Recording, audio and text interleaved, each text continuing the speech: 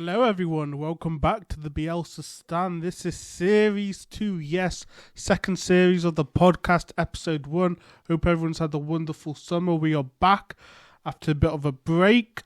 New season, new series. Very excited to be here, so let's get straight into it. So since I last did a podcast, I think we've played two friendlies. Obviously, first up against Nottingham Forest in Burton, and then we played Hearts in the Phil Hay Derby up in Scotland, Edinburgh.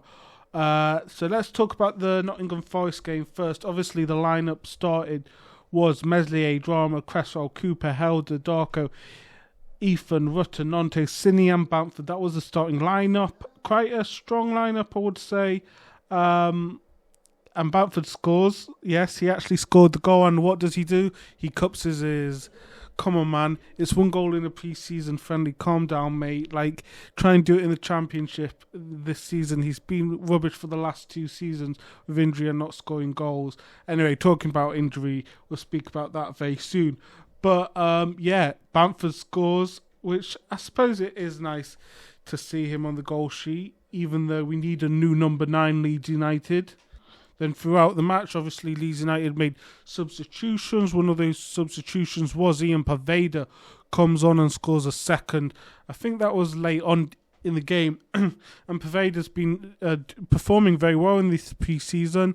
Obviously played against Manchester United, then against Forest, and then he ran the show really in the second half when he came on against Hearts. And maybe he's saying to Daniel Farke, pick me to play in this Leeds United team because I can help Leeds United hopefully get promoted. So it'll be interesting to see what happens with Paveda. Obviously, Farke spoke about Paveda after the pre-season against Hearts, saying, yeah, he's performed well in the last two pre-season games. So let's quickly jump up to Scotland for a minute and speak about the Hearts game in this Phil Hay Derby. Unfortunately, Phil wasn't there because he was being on holiday.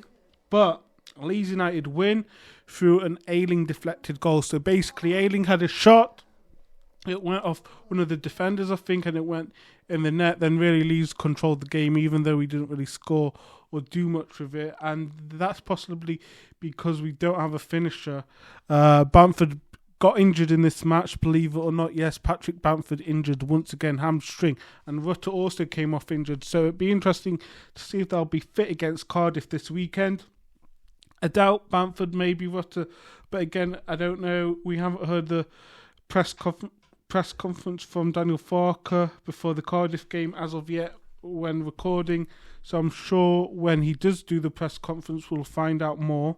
And as I said before, Paveda comes on second half and really performed well. So it's nice to see Paveda performing. Obviously, he's had 2 loans in the last couple of years, obviously to Blackburn, then he got injured whilst he was there, and then Blackpool, and he got relegated. So has he really stepped up? Has he really gained the maturity to play for this Leeds United team? Only time will tell. But if not, do you think Paveda would be a good bench option? Do you think we should sell? Do you think we should loan? Let me know. Other news was that Leeds United have made another signing. Obviously, we know that Ethan's come through the door from Chelsea, but Leeds United have officially now signed Darlow from Newcastle for a fee believed around about 400k. He wasn't actually in the starting lineup against Hearts, and I don't think he came on during the match. So it'd be interesting to see if Meslier will start against Cardiff. I'm pretty sure he will. I'm pretty sure whilst he's at Leeds United, he'll be number 1. At the moment, there's not a lot of interest, I don't think, in Meslier. But maybe in the month of August, which we're in now, we'll see movement regarding that, especially towards the back of the window. But if Meslier is a starter for the season and he does stay, Carl Darlow will probably be a backup just like Joe Robles. So is he a Joe Robles replacement? I mean, at the moment it looks like so. But if Meslier does leave Leeds United, Darlow will probably be the Whites' number 1. Other news includes Max Ferber's loan. It's been confirmed he's gone to Gladbach, Farke's old team in Germany, and the reasoning why he said he's gone on loan is because he wants to make sure he plays in the Euros next season for Austria, and this is the best opportunity to do that. Is that a cop-out answer? Possibly, but you know what? As Liam Cooper said, if you don't want to be here, just leave this team. So, yeah, I'm kind of glad that he's not here because he's obviously not up for the fight like the others, like Diego Llorente, Rasmus, Brendan Aronson, and so forth on the players who have gone on loan. Now, just to quickly talk about a player that is linked to Leeds United at the moment, that is Brandon Williams, the left back from Manchester United. A lot of fans have said on Twitter that they don't really want him because he's played for Manchester United, but you could say the same for Dan James. He also played for Manchester United and came to us. So, I mean, I would be happy with Brendan Aronson. I think he's not Brendan Aronson. I don't want him back at the club. Definitely not Brendan Aronson, but I'll be happy with Brendan Williams, if he joins Leeds United. I think he's a step up to Helder, who's been playing left back, or even Firpo. He's young. I think he's got a lot of potential. I think he'll do a job, especially in the Championship. So if we can get that deal over the line, I'd be more than happy to see him in the Leeds United colours. Regarding rumours about players leaving Leeds United, there has been talks, obviously, with Tyler Adams leaving, potentially to Chelsea, potentially to Aston Villa.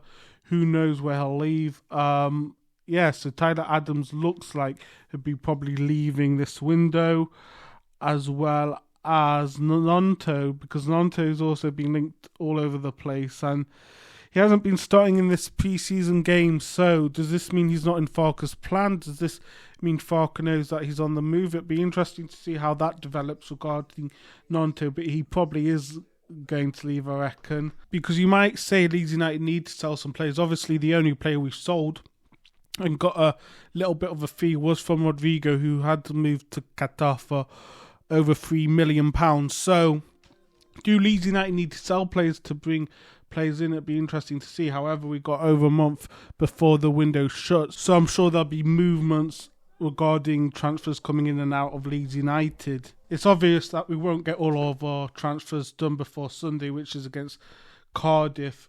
So throughout the next month or so, we'll see hopefully players coming in, because we do need players coming in. We should also get rid of a couple of players who I don't think are good enough. Helder Costa are still playing for Leeds United, which I can't imagine that happening when the season starts.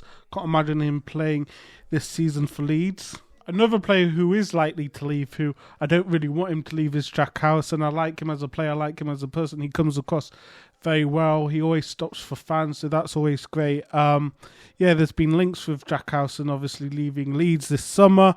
Apparently there's a release, a relegation clause in his contract that he signed earlier this year. However, he has been injured. I don't think he's featured in any of the pre-season friendlies. Now, is he actually injured?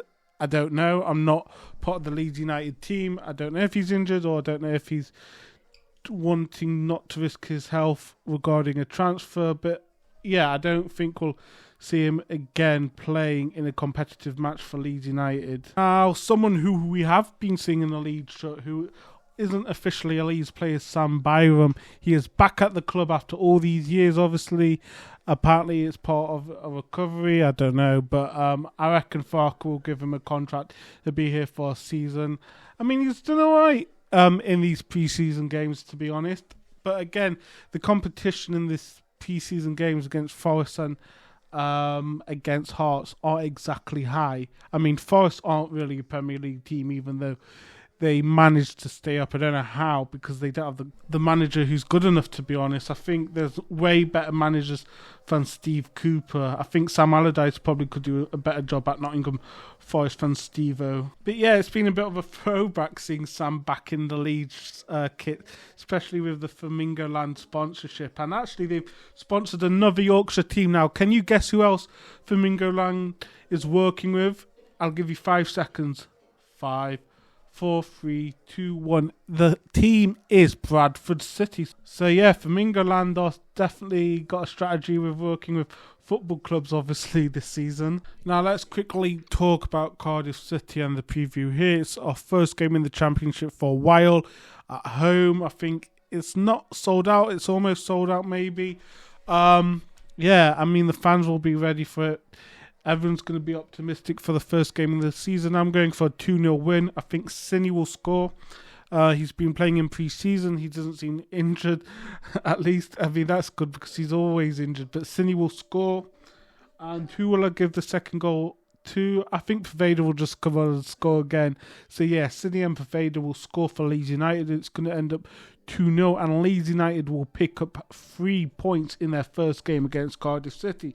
Now, if you didn't know, I've been posting on YouTube at the Bielsa Stand. Please feel free to check out my channel, subscribe, like, share, do all that good business. Also, check out our social media accounts on Instagram, Twitter, and TikTok at the Bielsa Stand. Please share this around as well, this podcast. Feel free to share it to your favourite footballer. And yeah, that's going to be it for the podcast. So I hope you enjoyed, and I'll catch you all later.